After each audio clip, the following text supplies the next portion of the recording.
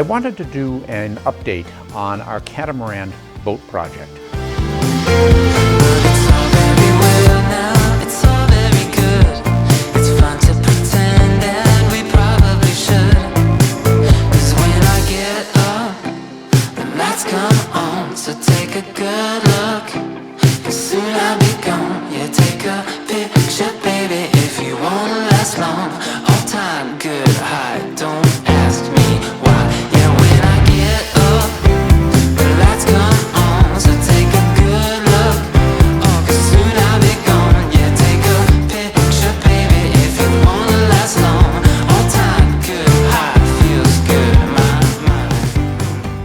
A couple of months ago, we took this boat that we built out to Lake Willoughby in Vermont, and we spent the day with a bunch of friends and we ran it through its paces and had a lot of fun. And if you're interested, take a look at the video.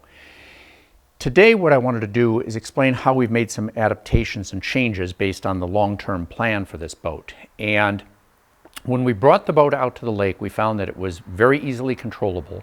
It was more stable than the conventional boat that we used to do the photography from.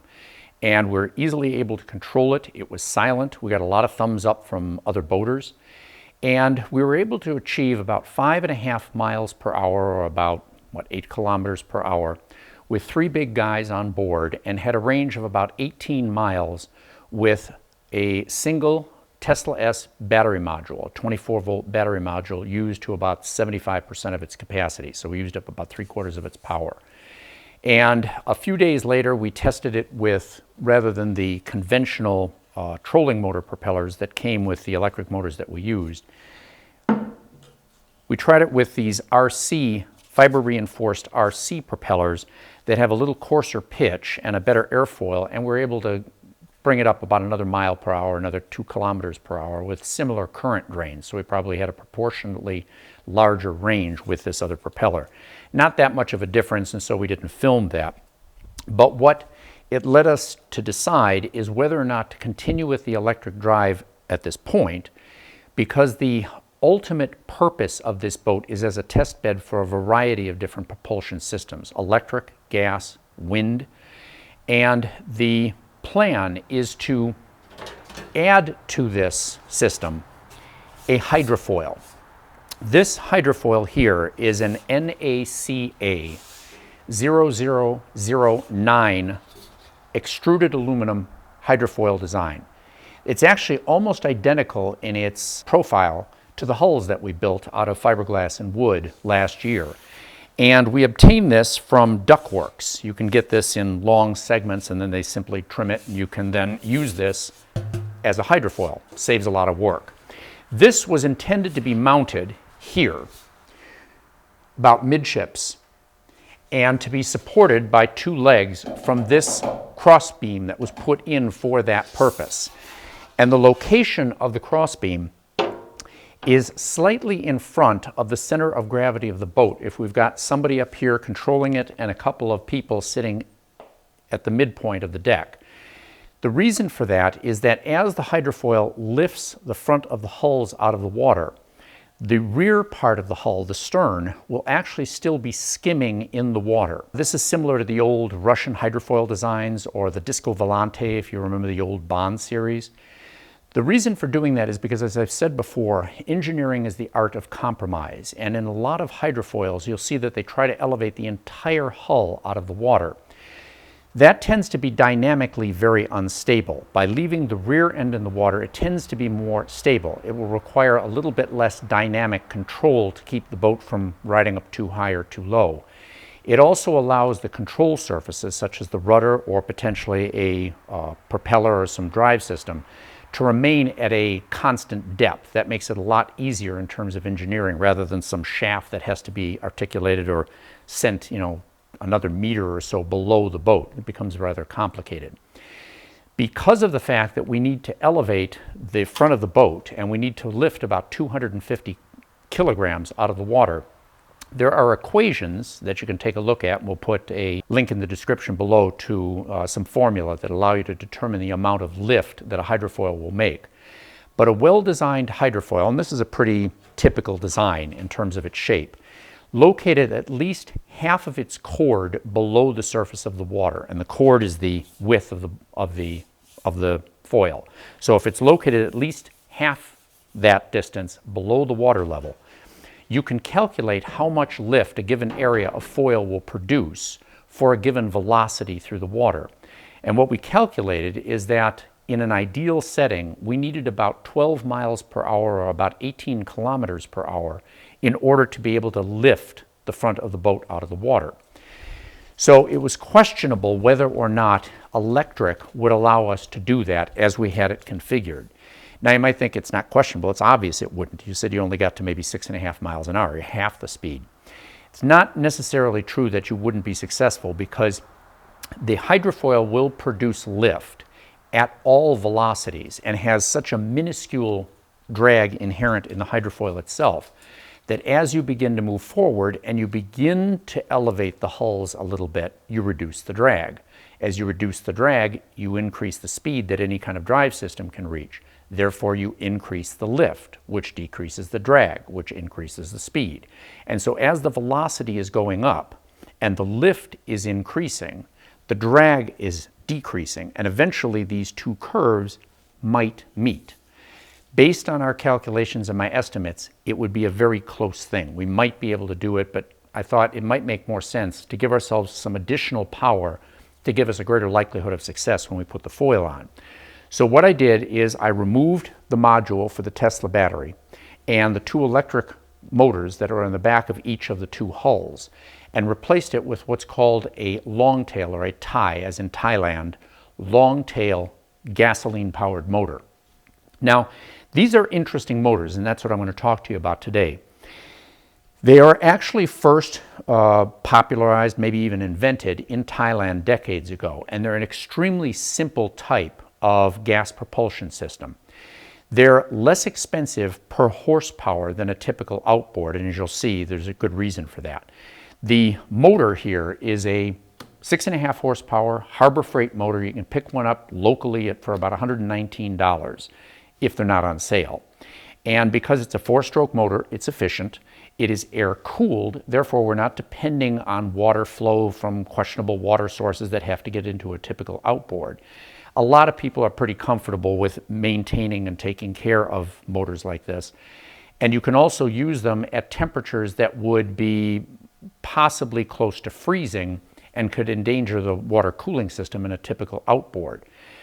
Cost-wise, the overall cost of this is still less because the kit that we bought from SPS Swamp Motors, which I think, based on some videos that I've looked at and some people that I've talked to, it's probably one of the better quality, simple, straightforward longtail motors.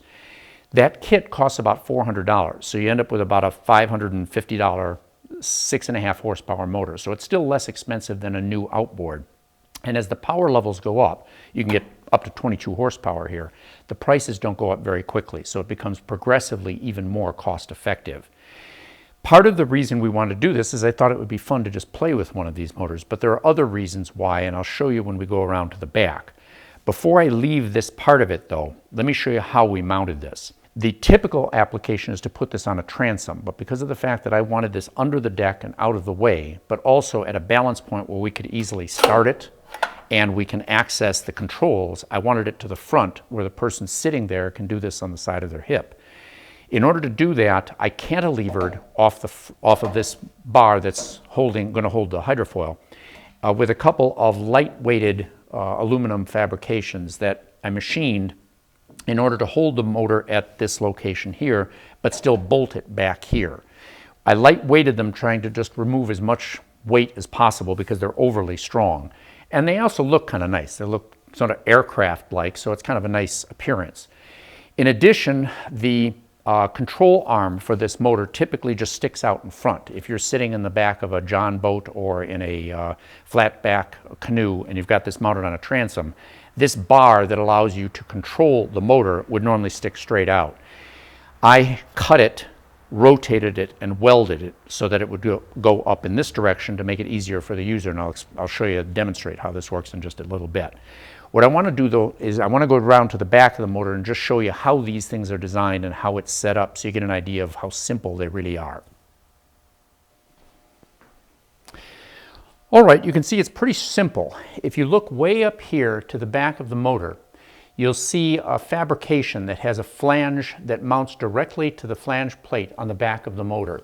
And then there is a compression lock that supports a heavy wall galvanized steel pipe that extends all the way back here and then has bushings located all the way up the length that are greased, and they support an internal solid steel rod.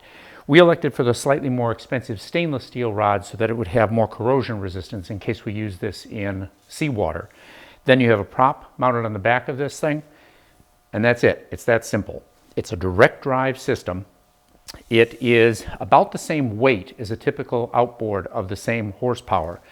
It's obviously more bulky, and it does not have reverse. It's direct drive. You can get variations on this that include articulations and belt drives that look a lot more like a DIY outboard motor, but in its simplest manifestation, a tie longtail, that's all it is, a pipe with a supported rod rotating within it. You can see it's actually made in Thailand. And one of the big advantages of this motor, besides the fact that it is less expensive, is that they are also called mud motors or swamp motors because they are very tolerant of very poor water conditions.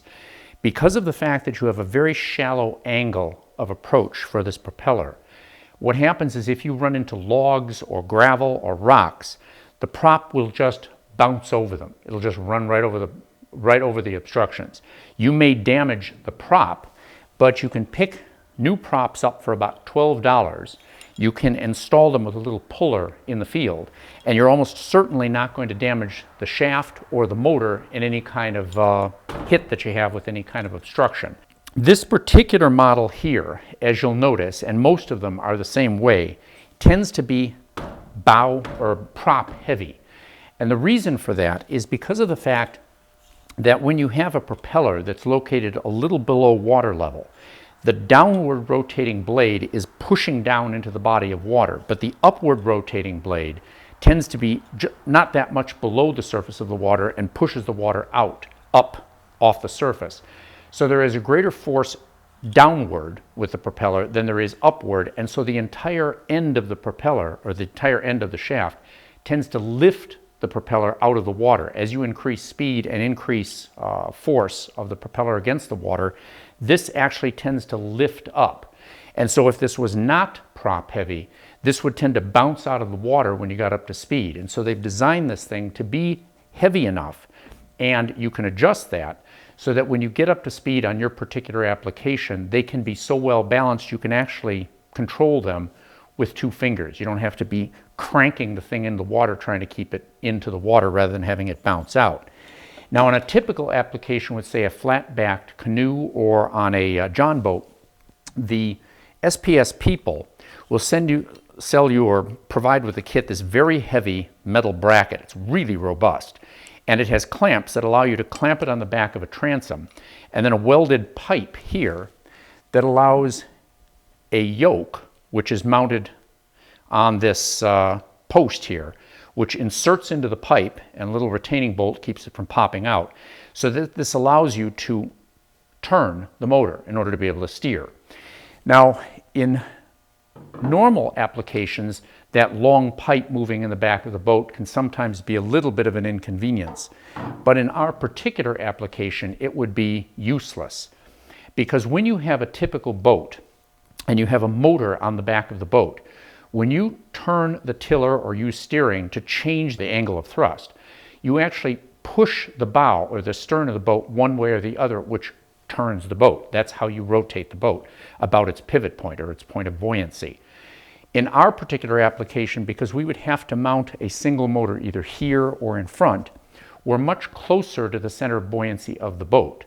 So if we turn the motor at this point, we're close enough to the center that rather than causing the boat to turn, it will actually try to force the boat sideways, a poor method of control. So that's why what we elected to do is to get rid of that part of the kit and mount this on a pivot that only allows this to go up and to go down, rather than making a feeble attempt to try to steer using the motor. As a consequence, what we needed to do is we needed to incorporate some method of steering that not only would work with this, but potentially with other types of propulsion, certainly like sail or a kite sail. We would need to have something like rudders. Okay, so let me talk to you now about the rudder system for this, this design. If you remember from the first video we did, not the trial we had out on the lake, but the first video where we constructed the boat, I explained that the philosophy behind this design was to produce a modular system that would allow us to transport a relatively large boat on a small trailer, but to easily be able to construct and assemble and disassemble it so that you can transport it and set it up relatively quickly. So in order to control these two remote rudders from a long way away, you really have to either use a hydraulic system or a pulley system. You might use a long articulating arm like you have in a sailboat, but then you've, again, got a lot of long pieces of hardware. And a hydraulic system tends to be kind of bulky. And so what we elected to do is to go with these 12-volt linear actuators that connect to the rudders and allow us to plug this in and run wires rather than hydraulic lines or pulleys that would have to be reconfigured each time you put the boat in the water. The installation is very simple, just a couple of nylock lock nuts that when you snug them down, they're not going to slip off or vibrate off. You can do that by hand. And then the entire actuator can be lifted off and unclipped and unplugged, and that allows you to put that in the back of your truck, and then you have a free rudder here. The rudder itself can be removed from the back of the boat because I have a small little retaining clip located on the top here that prevents a rod from sliding out. When I pull the clip out, I can then take the rod, push it up from the bottom, and pull it all the way up out here like this. I just threaded the end of a stainless steel rod and put a little lock nut on the top to keep it from falling through. And then the entire rudder simply pulls out. I've got a couple of gudgeons back here that allow these fittings on the back of the rudder to simply slip in and then are retained by a couple of screws in the back of the rudder assembly. And then this plastic that I've mounted here like this fills in the gap and provides a little bit more hydrodynamic flow rather than having a large gap between the two structures and a flat surface here. It may not be that necessary, but I think it wouldn't hurt. And then there's a little groove mounted or milled in here to allow the rod to pass all the way through. The entire thing can easily be put right back on like this. You take the rod, you place it into the hole in the top, drop it through, wiggle this a little bit, get it in there, and then you simply place the retaining clip in there to prevent it from lifting up, and that's it. Very simple. The arm here is a compression lock. Essentially what I did is took a bar of aluminum, drilled a hole in the middle of this, fabricated a threaded hole over here, and then put a small slit in the back that allows us to compress onto here so that we can make fine adjustments in the relative angle of these two components and then simply lock them down with a bolt. And this compression is a very, very solid way of establishing a strong joint at this point here. And then once you've decided that you want to go ahead and use the rudder, you just take the articulating actuator, drop it over the two holes like that, snug it down, and you're ready to go. It's that easy. The rudder itself was designed using what's called stress panel construction. And I went over that a little bit in the first assembly, but what I'm going to do is in the next video, I'm actually in a couple days, we're going to put out another video and I'm going to show you exactly how we built this. It's a very, very time efficient method of producing very strong, very lightweight structures that don't require jigging and fixturing or even milling machines or high-tech equipment, and you can produce very quickly, very rapidly, very good structures that you otherwise would have a lot of difficulty building in any other way. So that's pretty much it for the review in terms of the structure. Let me show you how this actually operates. Okay, I'm going to run it now. All right.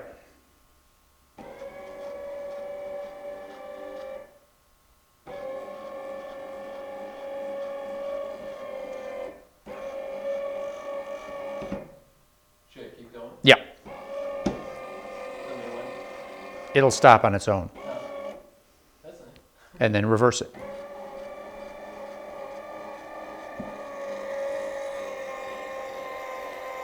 A lot of power, plenty of power. And they electrically switch over so they won't run any farther than their 12-inch or 30-centimeter design operating length. And then you just reverse the switch. So now what I'm going to do is I'm going to go up in front and let me just show you how I actually wired these things in. So this is the control rod, and you can see located on here is the kill switch that comes with the kit. You simply pull on this lead right here that would be hooked onto you, and it'll kill the motor for safety. In addition, up here is the throttle control and the handle that would allow you to be able to adjust the speed of the motor. And then what I fabricated was a simple reversing switch that allows you with your thumb, while you're controlling here, to be able to move the motors forward and backward. Now the way that this switch operates is it sends power from this battery, which I've just placed a waterproof Velcro attachment to that allows me to mount this on the front here and easily remove it when we're ready to take the boat apart. Runs the power into the switch here, and as you can see in the diagram, this is how a double pole, double throw switch can be used to reverse the direction of a DC motor. The power is sent into the middle of the 6 leads in this DP-DT switch. When you flip the button in one direction, you send the power positive goes directly to positive and negative goes directly to negative. But if what happens is you push the button in the other direction and you actuate these 2 connectors here, these are now unconnected, and you simply send the power from the positive to this side and from the negative to this side. So anytime you want to have a reversing switch, just using one of these DP-DT switches, you can easily use them to reverse the control of the direction of any kind of a DC motor. Then after wiring them up, because this is obviously going to be potentially a wet environment, I then potted this in some 2-part silicone that covers all the wires and the connections and the switch itself. And the switch is a wash-down switch. The switch can get wet, but nevertheless I didn't want the connections to corrode.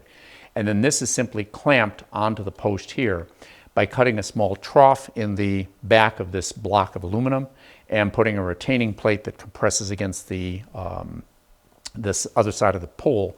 So this allows you, if you loosen this, to slide this up and down, as well as to rotate this to get this right in the position of your thumb. And when you're sitting there, this works like a top gear connection. It's very easy for you to steer with your thumb and control the throttle with your 4 fingers. And then when you're running the motor or starting the motor, you can push this down like this, and without this paper here, you'd have plenty of slack in the wires.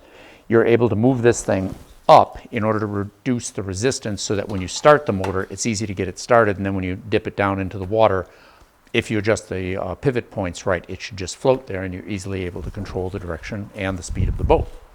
So that's pretty much it. So I'll see you in a few days and I'll show you how the rudders are constructed. If you have any kind of a comment, please, I read them all and I try to address as many questions as you have. Hopefully I can clarify anything that I didn't cover in enough detail in this part of the video. We'll see you in a few days and you have a wonderful afternoon. Take care.